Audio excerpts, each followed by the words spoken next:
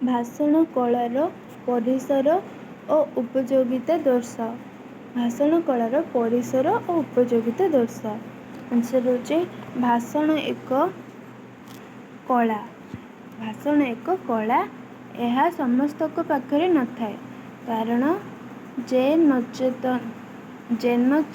ଯେନ ତେନ ପ୍ରକାର ଦୁଇ ପଦ ଯେମିତି ସେମିତି ମାନେ ଯେମିତି ସେମିତି ପ୍ରକାରେ ଦୁଇ ପଦ କହିଦେଲେ ତାହାକୁ ଭାଷଣ କୁହାଯାଏ ନାହିଁ। ବରଂ ପ୍ରସଙ୍ଗରେ ଭାଷଣ ଦେବା ପୂର୍ବରୁ ତତ୍ ସମ୍ପର୍କରେ ଉଚିତ ଜ୍ଞାନ ଆହରଣ କରିବା ଆବଶ୍ୟକ। ଏମିତି ସେମିତି କଥା ଦୁଇ ପଦ କହିଲେ ତାକୁ ଭାଷଣ କୁହାଯାଏ ନାହିଁ। ବରଂ କୌଣସି ପ୍ରସଙ୍ଗରେ ଭାଷଣ ଦେବା ପୂର୍ବରୁ ତା ବିଷୟରେ ଉଚିତ ଜ୍ଞାନ ଆହରଣ କରିବା ଆବଶ୍ୟକ। କେବଳ ଜ୍ଞାନ ଆହରଣ କରିଦେଲେ ଯେ ସେ ଉତ୍ତମ ବକ୍ତା ହୋଇଯିବ ତାହା ବି ନାହିଁ। ତା ପାଖରେ ଜ୍ଞାନ ଥିବ କିନ୍ତୁ ସେ ଆହରଣ କରିଦେଲେ ସେ ଉତ୍ତମ ବକ୍ତା ମାନେ ସେ କହିପାରିବ ସେଇଟା ବି ନାହିଁ। ଏହା ଅସମ୍ଭବ। ଏହା କେବେ ବି ସମ୍ଭବ ନୁହେଁ। ପ୍ରସଙ୍ଗଟିକୁ ଉପଯୁକ୍ତ କଳା ଚାତୁରୀ ମାଧ୍ୟମରେ ଉପସ୍ଥାପନ କରିବା। ସେ ପ୍ରସଙ୍ଗଟାକୁ ଯେଉଁ ପ୍ରସଙ୍ଗରେ ସେ ଜ୍ଞାନ ଆହରଣ କରିଥିବ ତା ପାଖରେ ଜ୍ଞାନ ଥିବ କିନ୍ତୁ ସେ ନ କହିପାରିବ ବୋଲେ ସେ ତ ଉତ୍ତମ ବକ୍ତା ହୋଇପାରିବ ନାହିଁ। ଏହା ଅସମ୍ଭବ। ପ୍ରସଙ୍ଗଟି ଉପଯୁକ୍ତ କଳା ଚାତୁରୀ ମାଧ୍ୟମରେ ଉପସ୍ଥାପନ କରାଗଲେ ତାହା ସୁଭାଷଣ ହୋଇପାରିବ। ତେଣୁ କୁହାଯାଏ କହି ଜାଣିଲେ କଥା ସୁନ୍ଦର, ବାନ୍ଧି ଜାଣିଲେ ମଥା ସୁନ୍ଦର।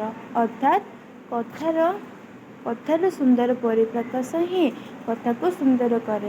ଯେମିତି କଥା କୁହାଯାଏ କଥାର ସୁନ୍ଦର ପରିପ୍ରକାଶ ହିଁ କଥାକୁ ସୁନ୍ଦର କରିଥାଏ। ମଥା ବା ଯୋଡ଼ର ସୁନ୍ଦର ବନ୍ଧନ ହିଁ ମଥାକୁ ସୁନ୍ଦର କରେ।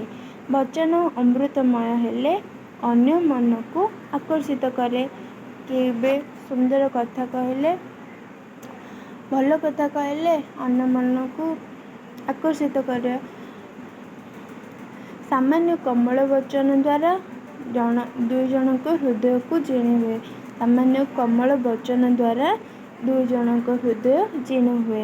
ରୁକ୍ଷ ବଚନ ଦ୍ୱାରା ମାନେ ଖରାପ ବଚନ ଦ୍ୱାରା ଦୁଇ ଜଣଙ୍କ ହୃଦୟରେ ବିଦ୍ରୋହାତ୍ମକ ଭାବ ଜାଗୃତ ହୁଏ।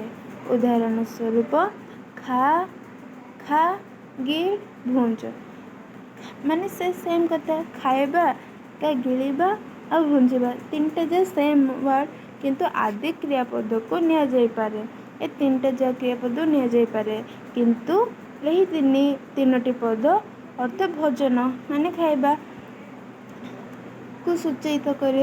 ପରନ୍ତୁ ଆମେ କାହାକୁ ଆସନ୍ତୁ ଖାଇବୁ, ଆସନ୍ତୁ ଗିଳିବୁ, ଆସନ୍ତୁ ଭୋଜନ କରିବା କହିଲେ ସେ ପ୍ରକାର ଦୁଇଟି ବାକ୍ୟ ଶୁଣିଲେ ଭୋକ ଭୁଲିଯିବେ।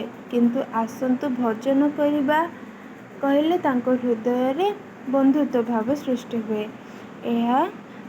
ଏହାର କାରଣ ବକ୍ତାଙ୍କ କହିବା ଶୈଳୀ ଶ୍ରୋତାଙ୍କ ମନ ପରିବର୍ତ୍ତନରେ